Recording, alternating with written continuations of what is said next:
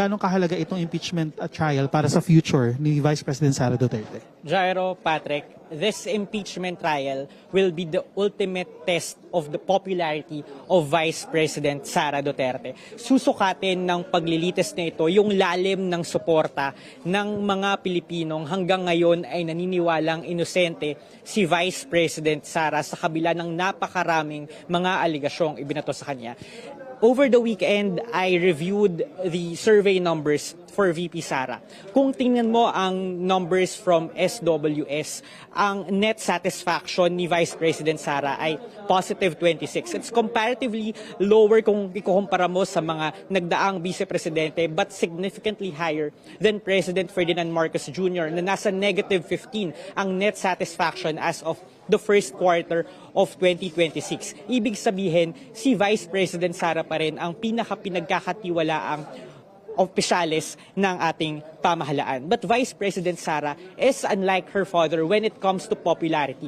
Nang umupo si Rodrigo Duterte bilang Pangulo in 2016, ang kanyang net satisfaction ay nasa positive 64. And in 2022, noong natapos ang kanyang 6 na taong termino sa kabila ng napakaraming kontrobersiya, kabilang ang bloody war on drugs, ang net satisfaction ng dating Pangulo ay umakyat pa to positive 81. So Vice President Sara Duterte is the candidate to beat in the 2028 elections because she has declared her presidential ambitions, but that doesn't necessarily mean that she is unbeatable. May survey ang Pulse Asia indicating na may laban si former Vice President Leni Robredo or si Senator Raffy Tulfo in hypothetical two-way matchups against the Vice President. Why am I saying this? Because the trial is such a high-stakes affair.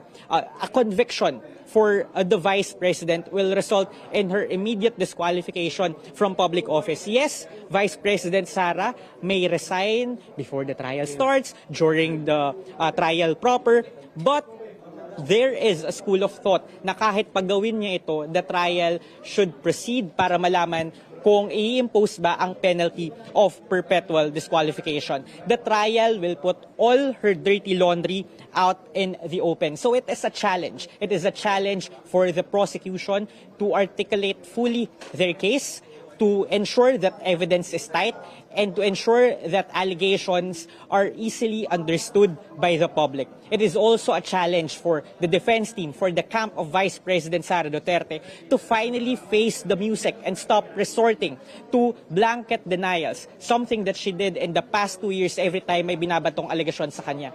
It is a challenge for the Senate Impeachment Court to make sure that they are fair and that they are devoid of partiality, and ensure that the impeachment trial, the impeachment process, is a mechanism designed by the 1987 Constitution to ensure that our highest officials are held to account. And it is a challenge for the Filipino people to follow this trial with an open mind and monitor this process every step of the way.